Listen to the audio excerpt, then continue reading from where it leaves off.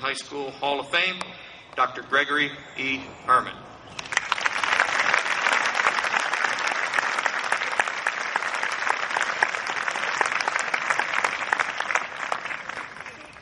Thank you, Mr. Wellever. I want to give a quick shout out to the class of 2011.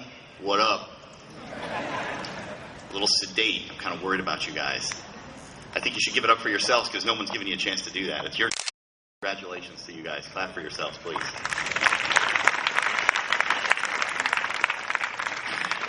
I'm honored to be here on your special night, just thoughts with you, and I'm acutely aware of the fact that I'm the one who stands between you and your diploma, so I will be brief, I promise. Only a few minutes.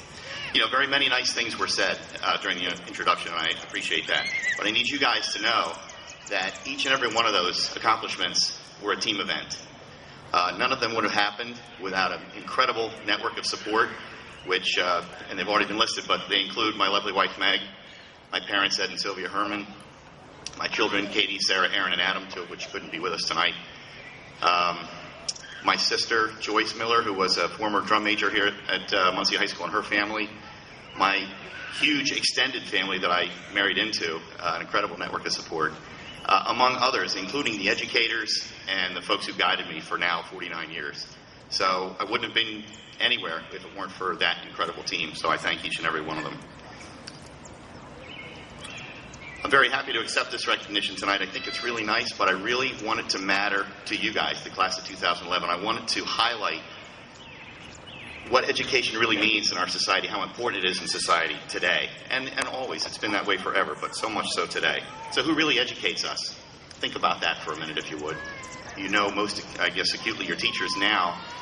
I think of education as starting the day you were born. Your parents shouldered that responsibility for, the first 3 to 5 years, and we don't think of them as educators, but probably they had the biggest responsibility, so it starts with your parents. So be sure to thank them at some point in time. Thanks, Mom, Dad. That mission's carried on into the primary school. I heard several of your speakers mention Wardell Myers. So the primary school, you get there, and probably the first 3 to 4 years is the most important. Gosh, how important is kindergarten? I think of it every day. I either interact with people or get stuck writing evaluations on people who just don't play well in the sandbox, and because they didn't really learn that in kindergarten. So how important is the primary school?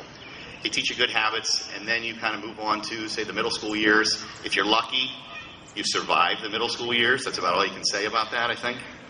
And then you end up where you are now in high school, 4 years, forming your future and ending up at a night like tonight that we call commencement. And I know for some of you, you might think of it as, oh my gosh, it's an end. I'm at the end point. I'm where I want it to be. But it's really a beginning. And that's why we call it commencement. Learning really never ends. Even at, I'll say my age because I'm old, but I'm older than you, but I'm certainly not the oldest here. But I don't think learning should really ever end. Whether it's formal education, informal education, I hope that you'll learn something new each and every day. Just to give you a quick example, something fairly silly, just to communicate with my own children, I had to learn an entirely new language over the last couple of years, and I think you'll know this language. It's called texting. I want you to grade me and see how well I did in learning this new language.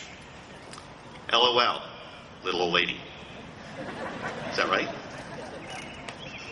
OMG. Of course, I'm a physician, so keep that in mind. Ouch, my gut. That's not right. LMAO, left money at office. And my all-time favorite, WTF, why the face? Did I not get those right? So hopefully my message is clear to you. Learning never stops.